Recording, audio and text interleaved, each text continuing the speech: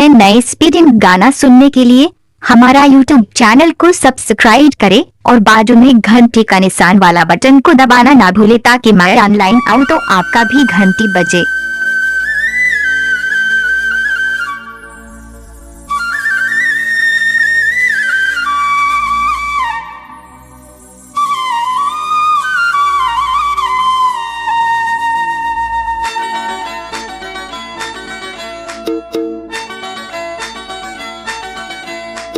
में नए स्पीडिंग गाना सुनने के लिए हमारा यूट्यूब चैनल को सब्सक्राइब करें और बाजू में घंटी का निशान वाला बटन को दबाना ना भूले ताकि मैं ऑनलाइन आऊँ तो आपका भी घंटी बजे।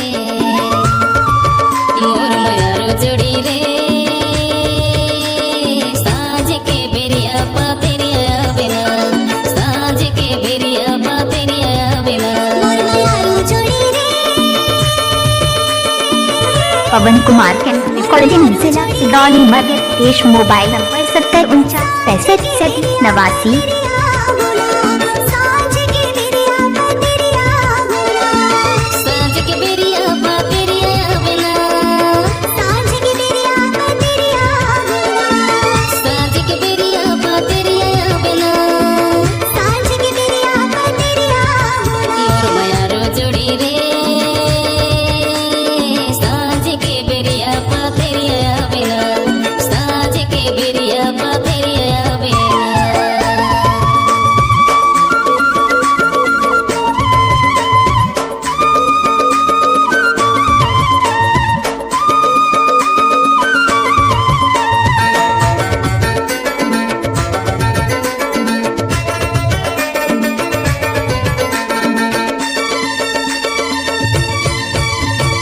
मन के कल्पना बताऊं कलावो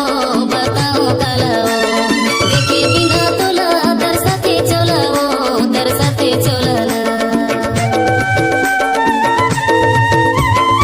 मन के कल्पना बताऊं कलावो देखे बिना तोला दरसाते चोला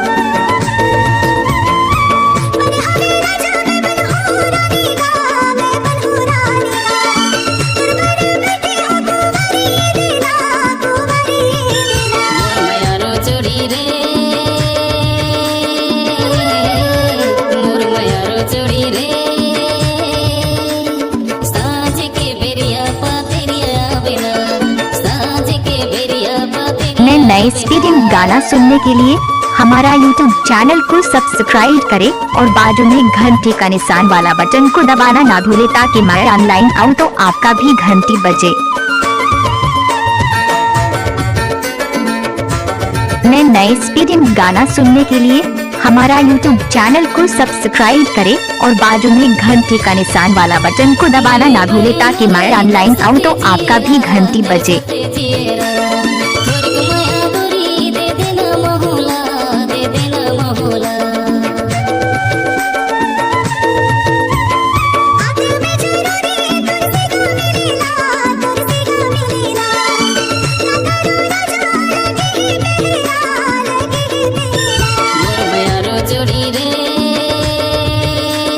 साँझ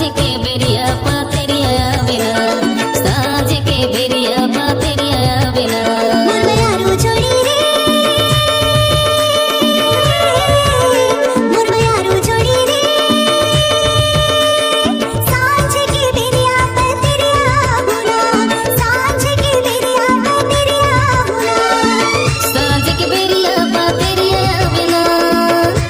के बेरिया तेरिया बेरा मैं नए स्पीडिंग गाना सुनने के लिए हमारा यूट्यूब चैनल को सब्सक्राइब करें और बाजू में घंटी का निशान वाला बटन को दबाना ना भूले ताकि मैं ऑनलाइन आऊँ तो आपका भी घंटी बजे। तेरिया बेरा सांझ के बेरिया तेरिया बेरा मैं नए स्पीडिंग गाना सुनने के लिए हमारा यूट्यूब चैनल को सब्सक्राइब करें और बाजू में घंटी का निशान वाला बटन को दबाना ना भूले ताकि मैं ऑनलाइन आऊँ तो आपका भी घंटी बजे।